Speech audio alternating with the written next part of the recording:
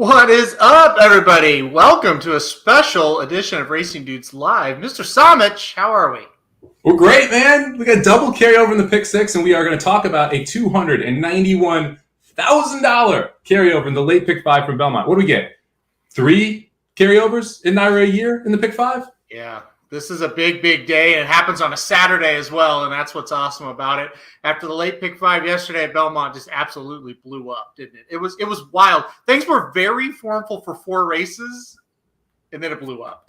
It's like, so back-to-back days, get this. You have someone scoop the pick five on Thursday, scoop the whole pool, 1 ticket, and then Friday, some guy's alive to 5 of the horses in the last, and Pratt's having some trouble at NYRA, man. He's in his head. It's funny to watch him try and play this Belmont track. I had him in tournaments yesterday, the 9 horse. He sits too close to the pace after being way too far back on that 5 for Clement and getting beat. He sits too close to the pace in the last, pushes the button too early, and I'm sitting here like, you're going to get caught by someone. Someone's running this horse down, and that is exactly what happened. He opened up by 2, and here comes Saez on the 6, just right past.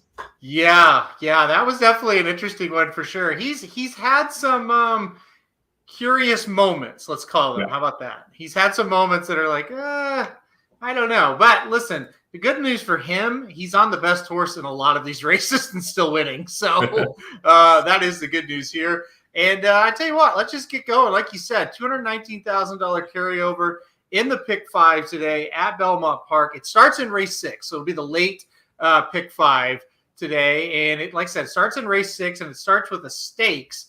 It starts with the poker stakes at grade 3 going how far is this race? I had it and I lost it. Where did it go? We're going a mile. Going a mile yeah. on the Widener turf. That's right. Grade 3 going 1 mile on the turf. It's only a field of 5. And we've got the heavy favorite to kick off the sequence with the number 1 horse, Mason. How are we playing this race to kick it off? Well, we get to talk about Wolfie's Dynagos, too, one of my favorite horses in training here. So, this is just a great way to kick off a great day of horse racing. Look, you look at this race and you look at Sanctuary City, you look at Public Sector, probably both want longer than a mile. Don't have a ton of speed, right? You have a clear speed horse from Wolfie's Dynagos on the outside that is going to go to the lead. And I would be very surprised if Wolfie's Dynagos isn't leading this for the majority of the race. But look, the other main contender, Mason, has speed. And so I don't see how this doesn't set up pretty well for the 1 horse Mason. I would expect that he's going to be able to sit right behind Wolfie's Dynagos and then be able to make a move around the turn. Last time these two faced each other at a mile, Mason went right on by Wolfie's Dynagos and blew him out. I would expect you're going to see something similar. I think it's hard. I'm hard pressed to find a way that Mason doesn't win this race. So unfortunately, I'm going to kick it off by eating the chalk here.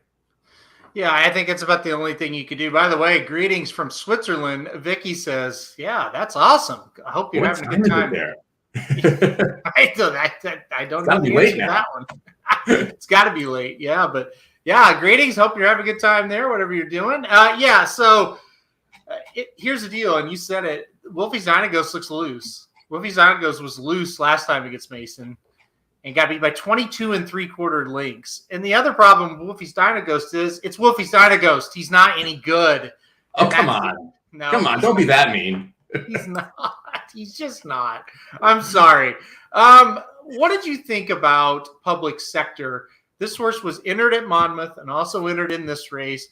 I assumed maybe he would go to Monmouth because it looked like he could win that race. Now he's in here. Anything to kind of think of with Public Sector, or it's just like, yeah, whatever? Look, I could understand why you would use Public Sector here, especially in a carryover pool. If you're like, hey, I just want to kind of like Public Sector is clearly the second most likely horse to win this race, right? I think we both agree on that. So I understand if in a carryover pool, you're like, hey, I want to try and play, I'm going to play both Mason and Public Sector to get through this leg. I would just much rather, if I'm playing 1 ticket, spread out in the other legs and single Mason here and make this a pick 4, then I would use the 2 shortest prices in a spot where, look, I think Mason is really good right now and sits the perfect trip. The way Public Sector beats Mason is if Mason, he's going to have to run him down in the stretch. And I'm just not that confident that Public Sector is going to be able to run down Mason with how well Mason is running right now. Yeah, Mark says maybe it's a bigger per smaller field. Public Sector may like a mile more than 9 furlongs. That could be the case as well. I'm with you. I don't think Public Sector can win. I just thought it was interesting that he kept him in here when he had the option to run him somewhere else in a spot where he probably would have been the favorite today. And instead opts to run Sacred Life in that spot, who I absolutely hate. So what are you going to do? Kevin O says he's trying to get around Mason in the pick 6. We're just doing the pick 5, but in the pick 6 again, I think I would single Mason. I don't know what's your ticket look like as far as this race goes on that one. I mean, I'm probably going to single Mason. If I was going to use a second horse in this race, it would be Wolfie's Dynaghost. I mean, the only way that I think Mason loses this race is if Wolfie's Dynaghost gets really, really brave on the front end. And I say that because the other way that you could say that Mason loses is if Mason and Wolfie's just bang heads and go at it. We just saw Mason lay off him, right? So I would be shocked if they banged heads. And like Public Sector probably sitting in third, Sanctuary and City and Penalty coming from way back. I don't know if anyone can run down Mason if he gets by Wolfie's Dynaghost. And so in my mind, I'm either going, I guess you could play 4-5 and just not include Mason at all. I have no interest in playing 1-4. I think that's a poor ticket structure. You could say 1-5 if you wanted to. But to me, I think Wolfie's Dynaghost is the second most likely winner, or the one that I could picture winning this. But to me, Mason is a pretty big standout here. Yeah, it should be 2 for 2 in the United States, but he got upset by Cheryl Spite, who's running today on the dirt, believe it or not, at Belmont Park. So another weird entry there. But yeah, Mason just got caught at Keeneland on a day where the closers just won every turf race and then came back and won by 5 last time out. All right, let's move on. Oh, geez, look at this. I hate Equibase. All right, let's move on to the 7th race here. The good news is I have time form up, so I'll be able to tell you the right distance for this race now instead of exiting out of it. We're still on the turf here. We're on the inner turf going 1 mile and a 16th. This will be an allowance for 3-year-olds. $92,000 purse. Really good purse for this one. A field of 9. The 10 through 14 are scratched. So it leaves with a field of 9. Samich, this one is not as cut and dry as the last one. So what are you thinking about here? Well, this is definitely one of the races I think people are going to spread a little bit. I could make a case for, I would say, 5 of the 9 in this spot. But if you watch my Stabled Up that we put on YouTube, 2 of these horses, so the first Stable 'em Up had a winner. Second Stable 'em Up horse won. The third one actually covered a full race from Keeneland. As soon as the race was over, Magic and I talked about it for a while. That was the April 16th allowance, non-winners who won at Keeneland, where Credit Event was actually the favorite in that race. Limited Liability wins that race. We talked about it literally the Monday after that race happened, put a Stable 'em Up covering the whole race. Since that race happened, 3 horses have won back already. Another 2 have finished in the top 3, and Limited Liability, I believe, ran either second or a very good third in a $200,000 graded stakes out of that race. That race was live like crazy. So I like Credit Event on top because I am going to stick by my opinion that race is really good. He got an awful trip. If you go back and you watch the Stable 'em Up, he got shuffled something fierce around that turn. It does not even come close to what actual trouble was in the actual written line. And Merci, the 4 horse, is also coming out of that race, ends up running 4th in that spot. So on my press ticket, because I'm going to play a press ticket in this, I'm just going 1-4, and then I'll have a second press ticket with just the 1. I think they are clearly the 2 horses you have to use in this spot. After that, I could make a case for, probably 4 more. Well, I'm with you. I used the 1 on top, Credit Event. I certainly agree with what you're saying. And like you said, you go back and you look at that trip last time out. That horse was just obliterated. He got stopped multiple times. It feels like just never had a chance to run. Now you get your jockey, Flavian Proud aboard. So hopefully there's a little bit of help. Like you said, he's riding that track well there at Belmont Park. But Credit Event, I definitely think. And by the way, that horse was 8-5 to win that race, right? And he was one of the ones, we talked about it in the winter, these Chad Brown horses running on the synthetic at Gulfstream. And we said, no, that's where his best ones are going to run during these winter months because he hates the turf at Gulfstream. Well, Credit Event was one of those ones. We actually, I think we may have been live or it was right before a Magic Mike show or something when that horse won, and we were really impressed. So, yeah, I'm back on him as well. I agree with everything you said on the 4 once again coming out of that key race. The other, I went 4 deep here. I also played the 3 Fighter in the Wind for also Chad Brown, making the debut in the United States, gets Jose Ortiz aboard. This horse has won 2 of his last 3 starts. And the thing about it is, it's kind of a trend I've been noticing with Chad Brown horses. First out in the U.S., they're running huge. And then that second race in the U.S. is where we kind of get a head scratcher a little bit. What about the 3? Did you add him onto your ticket? He's the other one I'm using in my pick 5 here. That just is a classic question mark horse for me. The fact that you've credited then here and Chad Brown decides to put a second in here, you get Jose Ortiz up. It tells me that the horse should be live. I don't want this to be the reason I'm getting knocked out. If I'm singling that first race, I don't mind spending a little bit more here. So I'm 1, 3, 4 here. I think they all make sense. I'm interested to hear who your 4th horse is because I have 2 candidates for it. I want to know, is it the 8 or the 9? No, it's neither one. Neither one. Oh, wow. Okay. All right. What are you doing? 9? No, neither one. I think analogy, the 5 horse for Todd Pletcher makes a little bit of sense here. I think the horse showed last time out that he's got a little bit of early kick. He did not show much in his first one at Gulfstream Park, but the next race stretched out, got into Aqueduct, went gate to wire and won the thing. And I think he can wheel right back here and do it if he moves forward off of that effort. His second time, I guess he went a mile 8. Now he's going a mile 16th. So I was about to say second time at the distance. That's not the case. But you know how these New York races go. I want a horse with early speed. He puts Kendrick Carmouche aboard. You know he's sending. So I used the 5 in here, but you had candidates of the 8 and the 9. Yeah, I actually don't think the 5 is going to make the lead, which is like the time form number screams 5, right? But when you look at the actual pace in that race, he went 49-114. I don't think he ends up going 49-114. I think Dripping Gold sends here. I think that's why you have Jalen Samuel aboard for Shug. Ran much faster early quarters and early halves when he was when you had Lascano aboard this horse going a mile 16th, first out at Saratoga. Shug very good off this type of layoff, 26%. First time Lasix, 19%. I would have used this horse if it wasn't Jalen Samuel. Like the fact that Samuel picks up this mount after it was Rosario and Lascano really confuses me because it's not someone that Shug is giving first call to. In fact, he's never ridden a horse for Shug. So it's like the fact I don't dislike Jalen Samuel. I just don't understand why this is the jockey who's here. He could have gotten Dylan Davis for this horse. He could have made the call to McCarthy. Like there's a bunch of people he could have called to ride this horse and didn't. And that kind of like where's Sias? Like to me, there's jockeys that he could have put up here that made sense. And that's my main reasons why I didn't use Dripping Gold. Although I think if you're going to spread here and you like someone else as a single later and you're singling the 1, throw Dripping Gold in there. Other horse I think is interesting is the 9 horse Icarus. Brad Cox. It came out of a mile and 3/16 allowance at Keeneland. That was a very deep race as well. This horse seems to get better and better and better and better with each start.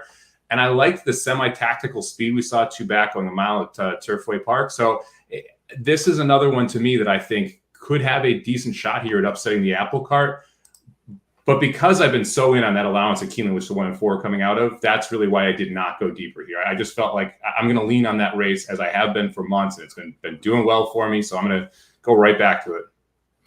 Yeah, I felt the same way as you on that one, and that's why, like I said, you could go. I think a lot of people are going to use this 8 horse Dripping Gold. It looks like in the chat, Ted and Saratoga Slim and Dennis, they all like him. I'm with you, and I'm with Kevin O. Kind of agrees. I think here, what in the heck? Like Jalen Samuel is who you put aboard here, and it's not like it was a situation where he had the mount when this horse was a 2-year-old. And it's like, well, he did well on him, so let's give him a shot here. Like you said, this is just a random Jalen Samuel just showed up on this horse. So kind of wild for sure. Listen, though, great maiden win. And then in the race of the summer at Woodbine, you got beat by Albar. That horse is pretty darn good, and a horse that probably would have been formidable if he hadn't got scratched at the Breeders' Cup. So I get the intrigue. I get the interest in the 8. I don't really blame anybody if you want to play that horse. So, all right, let's go to the 8th race. I think we got our horses covered in the 7th. So we'll head on to the 8th. We're on to the dirt for the first time in the sequence here. $40,000 claimers going a mile and a 16th. Field of 7. Even though it's a short field, I thought this looked very competitive. Interested, where did you go on top here? Yeah, to me, this is one of the toughest races to handicap in the late sequence. I thought this race was just difficult. You got the 1, the 2, and the 3 that all want to go. There's a plethora of speed. The 5, Chris and Dave, also will most likely be forwardly placed or send. And so because of that, I went with the 2 horses who I think have the best shot at closing here. I went to the 4 horse, 235 on top. This is first off a claim for a barn that generally does fairly well, 20% over 60 race sample size. So I like that. the horse seems to be rounding back into form and has had a lot of success at Belmont. 6 for 15 lifetime, 3 seconds, likes this distance. He's 1 for 3 at the distance with another second place finish. In the race where he ran off the board, he actually ran 4th and was the favorite in that spot. So I like how we're set up here for 235. I think he's going to be able to sit that trip right behind those inside 3 who are all, in my mind, going to send. And I like the fact that we got Dylan Davis up. I mean, he has been sneaky very good in New York for the past 5-6 months. I mean, he's just been doing a very good job ever since last year at Saratoga. It's continually improving his game. And I think this just sets up beautifully for 235 to be able to rally past those top 3 in the lane and be able to get it done. Yeah, I think it makes a lot of sense as well. You talked about you used 2 closers in here. The one I used was the 6 Air Attack for Rob Atras. And, to me, this is where I'm going to take my shot. I'm using the 2 Atras horses and getting through this leg. That's just what I decided to try to do here. I want coverage in the last 2 legs. I know we've got the single in the first leg of it. And I thought, well, Rob Atras claiming race in New York. This guy has been so tough to beat over the last really year and a half now. Kind of started last year at Belmont where he really started winning. And, he's got the 6 Air Attack. He gets Joel Rosario aboard here, dropping down in class, ran in a starter stakes last time out at Aqueduct, and was a solid second in that spot. Got beat by Blewett, a horse who's not too bad. So I thought, 3rd off the claim here for Atras. He's probably going to run a big race. And then the 2 Prince James, and I hear you, the speed could be a problem today, but I think Prince James is going to sit like that 3rd or 4th type position in this spot, kind of save the ground on the rail. Kendrick Carmouche aboard this when Kendrick Carmouche and Atras hook up, pretty good numbers, 23% over the last year. I don't know. This is another horse that's dropping down in class. He claimed Atras claimed this horse for 25, kept trying him in allowances, trying him in protected company. Now we're going to drop down to the 40K level. I think this is an excellent spot. So I just went with the 2 and the 6 in this spot. Yeah, I have the 2 as my 4th choice. And I try, if I have the favorite as my 4th choice, I generally leave them off my ticket. I don't like defensively using horses like that. So I'm not going to use the 2 in this spot, mainly because I don't like the stretch out. I mean, we're doing too many things that are different here in my mind. We're going from sprinting and, you don't have a single race on the page that's 1 mile and a 16th over the dirt. You have 1 over the turf. So for me, it's the stretch out on top of the speed problem, right? And that's why I'm just trying to play away from the 2 here. I did use the 5, Chris and Dave.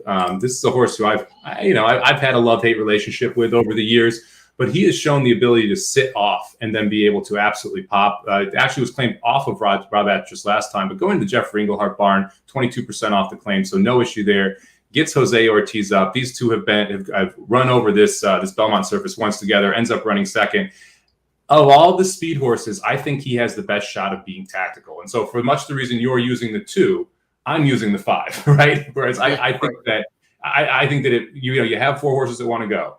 I don't think the 2 will be able to not go because he's coming out of sprint. So I think that's a big problem for him. And I think the 5 is the one that can kind of sit behind them and then make that run. So I agree with you on the 6. The 4 and the 6 are my 2 must-use horses. They're my top 2. The 5 is my 3rd choice because I think he is the speed that can essentially sit behind the other speed and still be successful. Yeah, I tinkered with Chris and Dave. That was the one that because I'm with you. I got a love-hate relationship. Probably anybody that plays horses has a love-hate relationship with Chris and Dave. You just never really quite know what you're going to get out of him. And as Slim says, Chris like and Dave is 1,000 years old. Well, you're stuck with him everywhere because he goes to Oakland and then he goes up to Naira. So you're always playing him. You're always handicapping him. I at least pass on him at Oakland for a while. He certainly is one of those horses that he's good enough. Obviously, I mean, he's won 17 out of 78 lifetime starts. He's now 9 years old. He's always good enough to where when they drop him in for these kind of maybe 40s too much, but he'll run for 16, 25. Everybody wants to take, well, maybe not everybody, but somebody wants to take a shot with him because he's a paycheck. I mean, he's hit the board in his last 3 races, and when they spot him in claiming races, there he is with a chance. So, yeah, if he knocks me out, I'm going to be very upset today. No doubt about it. And Vicky comes on and asks, what about Pioneer Spirit? I think this is another one that I kind of dabbled with a little bit because there are definitely races on the page that win this for Pioneer Spirit. Those races all have Pioneer Spirit up a length early, though. And that, to me, was the big difference here. 7 for 14th distance, likes the distance of a mile 16th, but needs to be loose to be able to win. And I just don't see how Pioneer Spirit gets loose here, because Musical America needs the lead to win. You have a sprinter in the 2-hole, and then you have Pioneer Spirit who needs the lead to win in the 3-hole. To me, that's I would be surprised if someone gets loose here. I think you're going to see at least 2 horses that are knocking heads up front. I agree, and it's kind of what we talk about. When there's 2 horses that have early speed, you're not quite worried about it. But then when you get 3, it becomes a big worry. And then, kind of like you said, the key to the whole thing is going to be, what does the 2 do? Can he kind of sit off if they go a little crazy up front? Or will they just try to do the Rob Atras thing? And it's like, look, send him, and hopefully he re-breaks at the top of the stretch no matter how fast we're going. So, we'll see. And we haven't even mentioned the 7, who has 100+ early time form rating and a bug jockey. So, there's you have literally the 1, the 2, the 3, the 5, and the 7 are all over 100 early time form ratings, right? And that anytime I see that, I'm naturally going to gravitate to the other 2 horses, especially if they have any talent. In this case, yeah. I think both of them have legit talent. Yeah, no, I think you're right. I think the 6, the 4, somebody like that, probably going to be pretty tough to hold off. Here's a comment here for Chris and Dave. So he debuted at Gulfstream Park in 2015 for maiden claiming 16,000, and earned almost $1 million now. Yeah, he's at 847. If he keeps going, maybe he can get to that $1 million. So that's crazy. And here's Dennis's thought too. And I should have mentioned this, Dennis. And you're right. If they go too fast, it could set it up for the 6, aka the other Atras. So that's definitely the 6 is definitely going to be dangerous here. Who also picks up your best closing jockey with Joel Rosario. A lot of stuff lines up for Air Attack to have a successful day. Just a quick question for you. Out of all the races, this was the most likely, or the one I thought about going all in the longest. Did you ever consider the all button in that 7-horse field? Yes, because it was a short field. You gave it away when you said that 7-horse field, because yeah, that's the thing. End of the day, though, I just felt like Atras is going to win this with one of these, and so I didn't do it. But yeah, I thought it was one of the more trickier races. Sometimes when you get those short fields claiming dirt, you know what I mean? It's just like, a few of these could kind of jump up, feel good today, and win. So. It was definitely a little bit of a trickier one. All right, let's go on. Race 9 on the card now. New York bred allowance horses going 7 furlongs on the turf. So we're back on the turf here. A nice $80,000 purse for these runners. We do have a scratch of the 2 and the 7. So it's a field of 12 now scratched down to a field of 10. All right, Samich, where are we going in this one? I went to the 5-horse Mr. Pringle on top. Second off the layoff. That first race I thought was actually very good. If you look at how far back Mr. Pringle was, 10 lengths back, they go 109 and 1. So quick for the opening mile, or opening 6 furlongs that mile race, but they come home in 133. They're still smoking on the way home. He made up 10 lengths into a 24-second final quarter. That's damn good. He went 22 and change essentially, to be able to try and run down those horses. And so I thought that was a really impressive first off the layoff. I also think that the 7 furlongs distance here is a key. If this was at 6, I would not be using the 5. But I think at 7, this sets up well for Mr. Pringle. A little worried that Pratt hasn't quite gotten a hang of this Belmont turns yet, and that he sent a little too early or a little too late in a couple spots. But I think this is the class of the field. I like the fact that we're second off the layoff. If we can take a step forward here with the 5-year-old, then I think we're looking pretty good on the 5. We see these races very similar so far, and I don't know if that's going to be good or bad. Usually it is good when we do.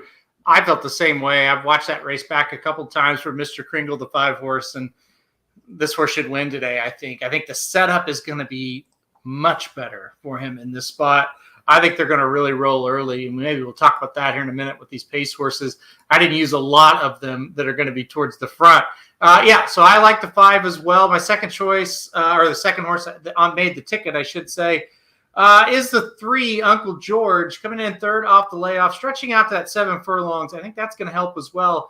And he's another one that should benefit from a pretty hot pace. You talked about Rosario, how good of a closer or a closing rider he is. Well, he's on another one here with the 3. So I thought Uncle George made a lot of sense in this one too. What about the 3? Did you use him? My third horse was the 3. Yeah. Anytime you have Clement Rosario in a turf sprint in New York right now, leave them off at your own risk. I mean, they are probably hotter than any other combination at any other specific distance. Going 6 or 7 furlongs on this turf, Rosario and Clement are absolutely deadly right now. So I don't see how you can't use the 3 in this spot, especially if you go shorter earlier. This is one of those races where you can take a couple shots. And I'm going to do that with the horse that Charles mentioned, who I don't think has any chance at being 12-1. There is 0 chance Cotton will be 12-1 when they go off. Just to be clear, I think 6-1 is a generous price on this horse. Cotton was my second pick here. My other must use. This is second off a layoff for Cassie. Second out as a 4-year-old. I talk about that specific angle all the time, especially as we get later into the season. And I don't think 6 furlongs is what this horse wanted last time. You know, if you go back and you look at his best races, they are consistently coming at a mile or a mile and a 16th over the turf. I think the 7 furlongs is a much better distance for him. I like this added distance. And like, you go back and you watch that race, I think that's terrible trip. I think, yeah, there we go. He did not have a good trip at all there. And I'm not sure that he really wanted the yielding turf. And then we close it with massive jockey upgrade, right? I mean, you're going from Rodriguez. I just complimented Dylan Davis last race. I'm going to do it again. I think he's going to get a much better spot in this race. You got a big time jock upgrade. I love the 12-1 price, which I don't think I'll actually get. But the 4 and the 5 are the must uses for me, and that 3 horse was my next up. Well, 3, 4, and 5, we both used all 3 of those horses. I used the 4 as well. I don't have to get into it. You covered it perfectly. And like I said, you couldn't have had a worse trip last time. I think he'll get a much, much better trip and setup this time. Once again, he's another horse that I think comes from a little bit out of it. And I think he'll have a shot to mow him down late. So, all right, we went 4 deep, each of us. Like I said, we each had the 3, 4, and the 5. Name your other horse now. 9.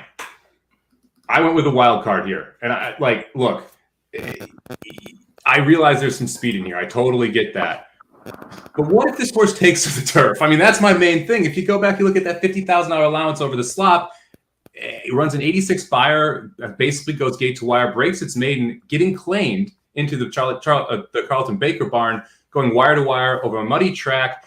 His other efforts in the mud aren't bad. And I often talk about how turf horses generally, you can see good mud form with them in a lot of ways. And mud horses, I think they transition over well to the turf a lot of times because you have to have those turf hooves to be able to go through the mud sometimes as well. So for me, I think the 9 has a shot at wiring this field. I love the fact that Sides gets aboard. To me, this is the horse to take a shot with in this field because we talk about knowns and unknowns. This is a complete unknown to me. I don't know how good this horse is on turf, but I know Golden Sense isn't bad. I like the fact that we claimed this horse and now we're gelding it. And I like the fact that we're trying turf. So for me, there's enough of an upside on the 9, especially at 15-1, worth taking a shot here. I don't hate it. I looked this horse for a long time. Listen, Golden Sense on the turf, I don't think he's absolutely awful. I really like that Luis Saez gets aboard. I think that's a telltale sign that this horse will at least show up and give a pretty good effort. And that's what you want. You're picking a 15-1 shot. You know, the first and foremost is like, will he actually or she show up and even have a shot? Well, Saez jumping aboard for Baker tells you this horse isn't a dog, right? So that is good. I think the 9 has a shot here as well. All right, my 4th horse in was the 11, Goldquist, and kind of the same thing for me. Jose Ortiz gets aboard in this spot out of the blue. He's riding for Weaver all of a sudden, only done it 9 times in the last year. 78% of the time they hit the board, 44% of the time they won. So I thought, well, that's interesting. The horse debuted and won and off the turf, maiden special weight at Aqueduct. And they put him on the turf for the next race in an allowance company, very similar to this, going 6 furlongs. He didn't run very well. I'm not going to sugarcoat it. He was 4th, beaten 7.5. I'm not going to sit here and lie. I watched it back. I didn't see a lot of excuses for this horse, but I'm just hoping second out on the turf, maybe something happened we're not aware of. Jose Ortiz gets aboard. I thought it was enough good signs to take a shot with the 11 and put the horse on the ticket. So we'll see what happens. See if the stretch out helps the 11 a little bit here. What did you think of him? I looked at the 11 a little bit. My main issue is the post. So the horses that have drawn the 10 through 12 posts and turf sprints at Belmont picked up their first win of the meet yesterday. Not great. Now, obviously, the 11 is now the 9. So the post improved a little bit with the 2 scratches. But being outside speed isn't really what I want to be in this type of race. I would rather be inside speed, or I'd rather be like the outside stalker so I can get over and get in. I just don't see how he saves any ground around this turn. And that to me is one of the biggest issues for him, because we haven't seen him be able to do that in rally. And like, this is one where if Goldquist runs okay, I might stable him up and see if we can draw him inside next time, right? Because if you have these two examples on the turf that are both outside draws and then he draws inside, that could be a massive help for a horse like this. But for me, the post position kind of hurt, and the fact that, look, he needs to step up pretty big off either of those numbers to be able to compete with the rest of this field. And so I thought the horse would take money. The Weaver barn's only 8% for the meet. He's only 8% turf sprinting over the last 5 years. I just felt like there's I'd rather take a shot with a 15-1 price getting size aboard than an 8-1 price. It's a little further outside. I'm sorry. Yeah, all reasons make good sense. Like I said, it's funny that we went with the kind of the, I don't know, you call it random. I mean, the horse is 6-1. Yours is maybe a little more random, but the kind of the outsider, so to speak. And we did it for the same reasons. Just like, why is this jockey riding this horse? The horse can't be awful. There's no way the 9 and 11 are going to show up and they're going to be last and second to last. I just don't see it happening. I think they'll make a run.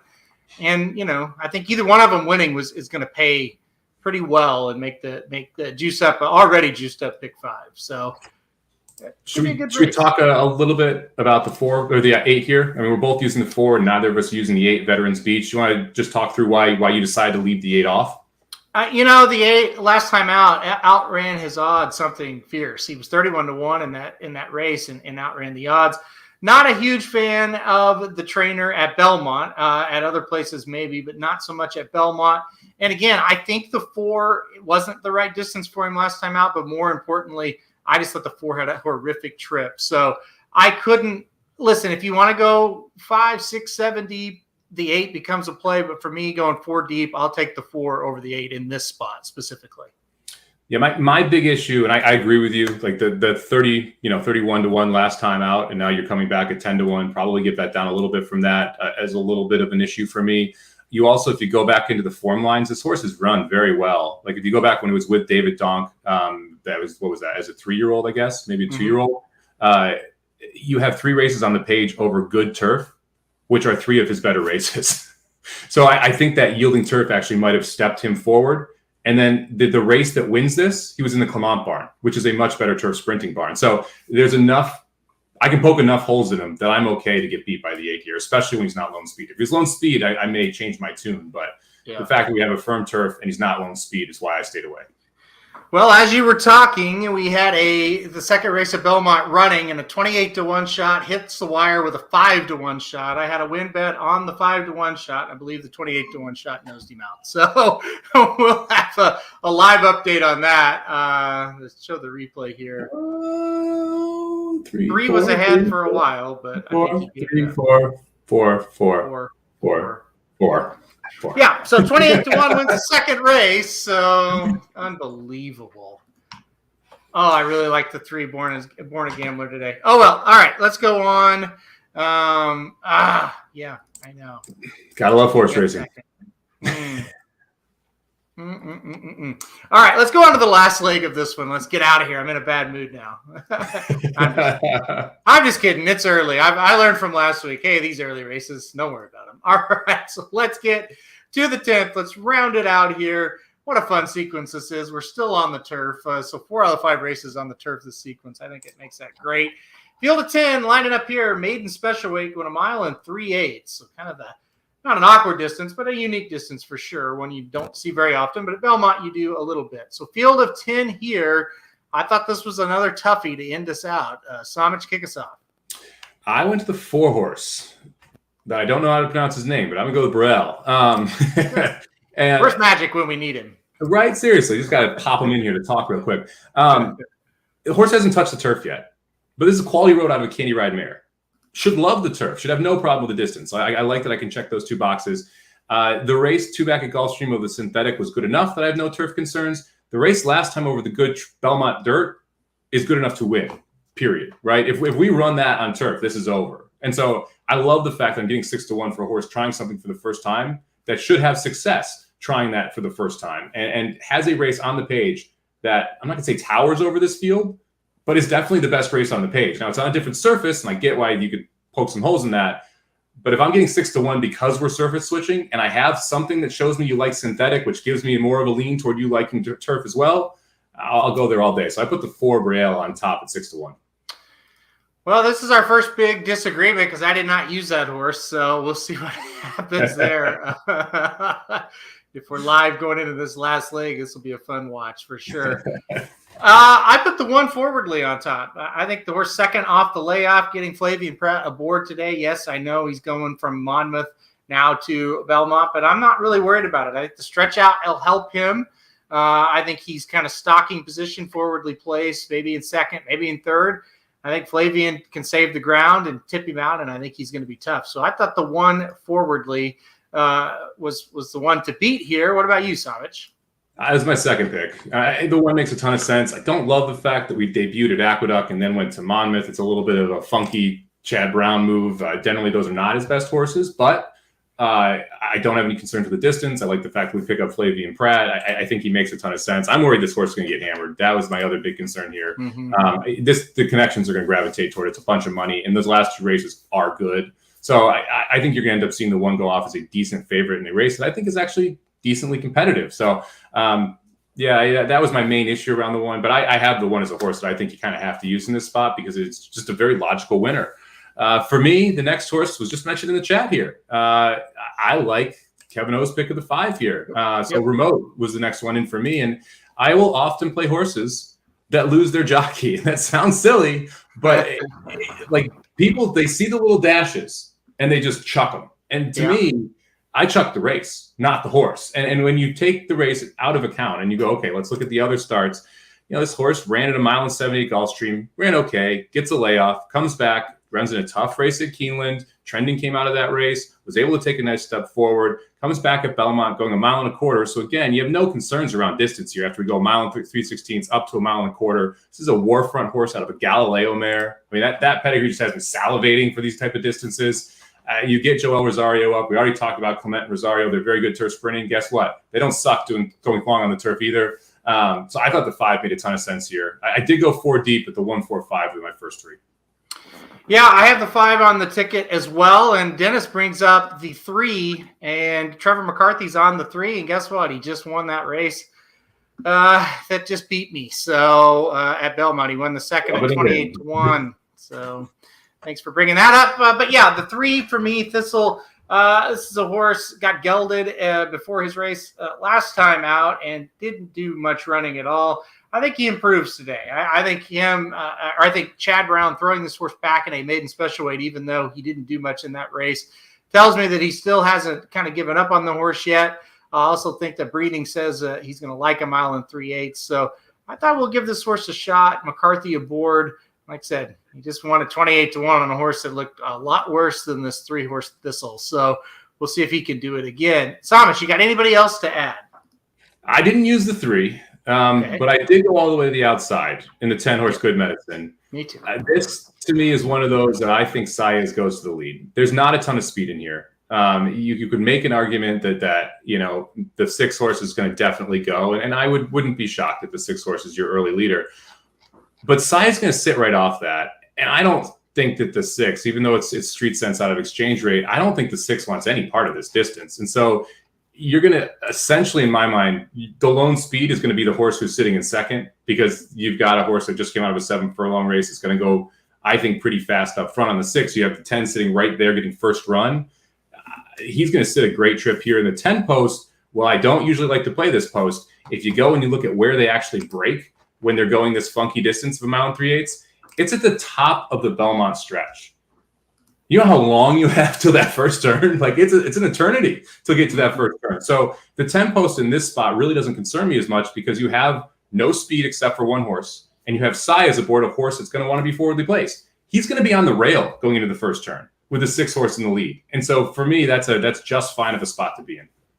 Yeah, I'm with you. I definitely think he's going to send hard and get him out there, and we'll see what happens. I use the 10 as well. I think the horse has a good shot to take him gate to wire today. Now, Charles Beast thinks the 8 #No Wonder was a must use. I don't think you used him, and I didn't use him either.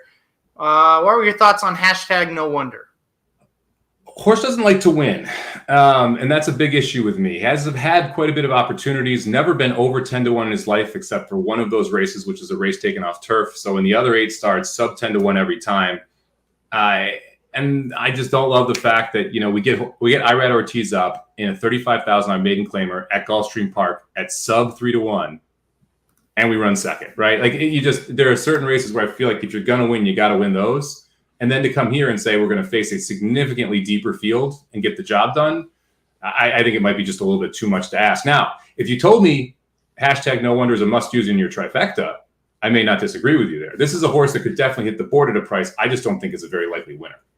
Well, he's hit the board in 5 out of the last 6 races, but like you said, he's 0 for 9, and he's had his chances. So there's no question. And then, like I said, he kind of just seems like that horse that run him in a special rate, run him in a maiden claimer.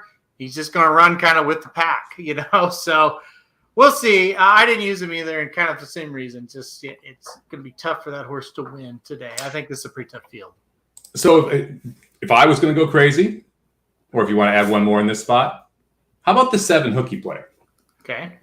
Now, this one to me, first off, I'm a Jorge Duarte Jr. fanboy. I'll admit that right away. I've been able to hit a lot of prices with this guy. He only trains for Colts Neck. He does not get the respect in pools because of that. You don't see his name out there very often.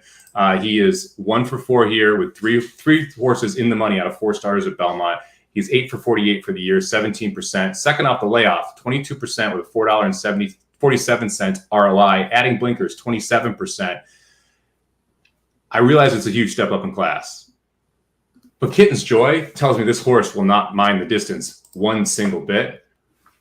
I don't hate the 15-1. It's more of saying I trust the trainer spotting him correctly. Kitten's Joy wants the distance. 15-1, I really willing to take a swing.